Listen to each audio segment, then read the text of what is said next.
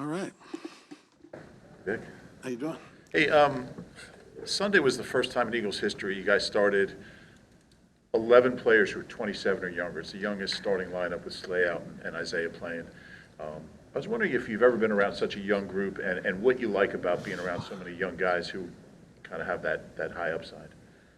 Yeah, I don't know, 40 years, I don't know, what the numbers would say. I would imagine the expansion teams, we did that a little bit. But I don't see it as an age thing or an experience thing. I see it as a production thing. Who can play the best? And we put them out there regardless. So, yeah, I mean, would you like experienced guys right in the middle of the prime of their career, 11 of those? Yeah, sure you would. But in today's day and age, that's not going to happen very often. But we're not afraid to play young players. I never have been, never will be. So as long as they can do their job. One of your young players didn't play a whole lot of Bryce on Sunday. What is going on with him, and what was that all about? Yeah, he's got a wrist issue he's dealing with that flared up in pregame. So I always kind of feel that somebody that's 100% is better than somebody that's dealing with an ailment. So, luckily the way the game went, we were able to play most of it with the other guys sharing the load. We saw Jalen Carter be able to beat some double teams. What's the key to that? And how do you make sure a guy doesn't get frustrated when he's getting all that extra attention? Yeah, he can't get frustrated. And a lot of times the double teams are just a result of the scheme that the offense is running. It's not so much that it's tailor-made to an individual. But you just can't get frustrated. You got to keep playing.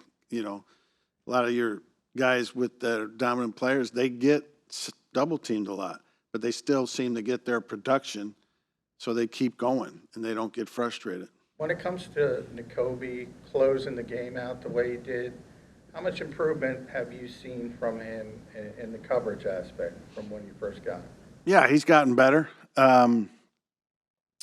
Obviously, made a tremendous play there at the end of the game. I do think he has improved. I still think he can improve some more, but very pleased with the progress he's made in that area of the game. What do you think of Nolan Smith and that nickel package? And do you think Bryce is still your preferred option there if he is healthy? Yeah, if he's healthy, he'll obviously play more. If I could go back to Jalen Carter, I think he played all but 2 snaps on defense. For a defensive tackle, I mean, how unusual is that, number one, and how well do you think he played? Yeah, I thought he played very well. I thought he had, I don't know that I could say his best game overall, but if not his best, up there. The way the game went, we had a fair amount of 3 and outs, so it is more possible and easier for a defensive lineman to play a good bit of the game. If you're getting a bunch of 7, 8, 9 play series, then it's harder. When it came to, I think, 9 minutes left in the third quarter, you guys have given up, 36 yards or something. And then there was a little bit of a lull. Is that just natural? It's tough to keep up that kind of pace, but what did you see from them?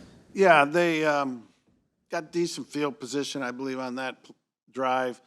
They popped the draw for a good gain on us, which put them down into the high red zone, and then they beat us on a couple plays. Things can happen quick. You expressed your opinion about trade deadline moves. Where do you think things stand today? Do you expect to have a new player, and do you think that your opinion factors into that? Yeah, I haven't heard anything that we're involved with anything either way, so I'm assuming we're not involved with anything. And I'm pleased with what we got and to move forward with it. Talking about Bond, you've spoken a few times about what you saw on tape, but in your career, when you're evaluating players and you view them differently than the league does, how do you kind of, think about that? Do you worry that you view it differently? Do you try to consider what the rest of the league's thinking? What's your thought process there? No, I don't consider that at all. What else? I trust my own eyes, my own experience, and go by that. there are a lot of people that want to know what the majority is thinking and kind of take the easy way out. But I've never been that guy. Is that the position you're best at evaluating, inside backers? Or Yeah, I would say linebackers, just because that was what I coached for a long time. And so I've watched a lot of linebackers. Do you ever watch guys on special teams and project, like you see Sidney's play that he made, and kind of project what that would look like on defense? Yeah, I think for inside linebackers and safeties, if they're not good special teams players, they're probably not going to be good inside linebackers or safeties either. Navarro Bowman, his rookie year, which I wasn't there with him, didn't play any defense, but tore it up in special teams. And then the next year, when I got there, he started tearing it up on defense. How much do you anticipate the Cowboys' offense changing with Dak Prescott out and Cooper Rush potentially? I don't think it will change a whole lot. You know, Rush has been there a long time.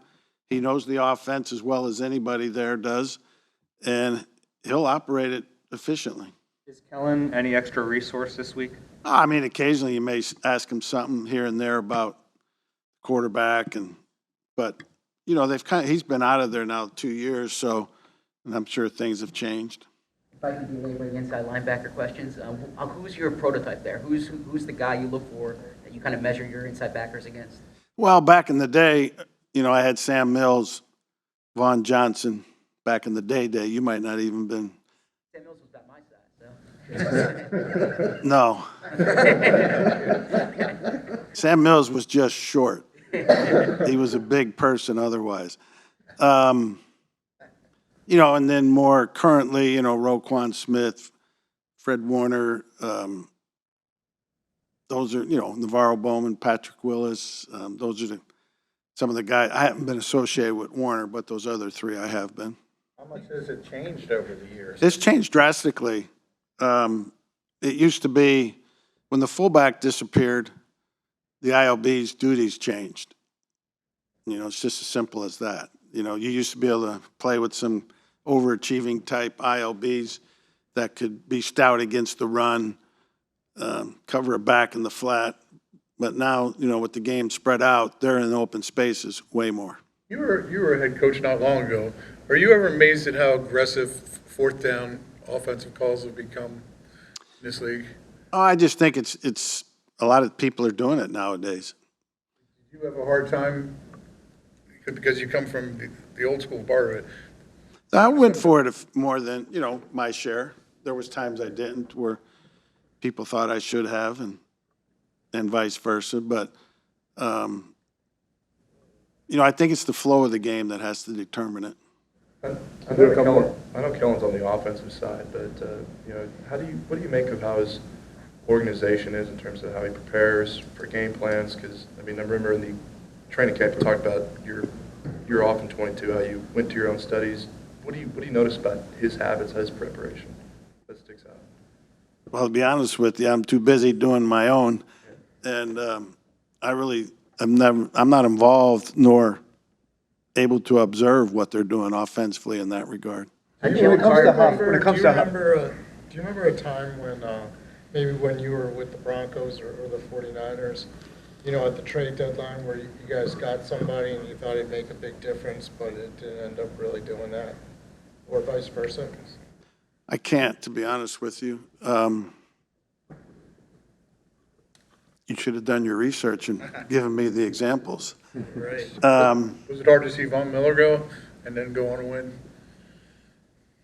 Yeah, it was. When it comes to Huffman, you're being told that he's dealing with something, but then how does that process work? And then how does he all of a sudden get chosen to go in late in the game in those crucial? Well, like I said, when a guy's dealing with something, you'd rather play a guy that's 100% or, you know, close to 100%. And then at the end of the game, you know, we had those 2 drives at the end where guys got gassed. Okay. Thanks, guys. Thanks. All right, thank you.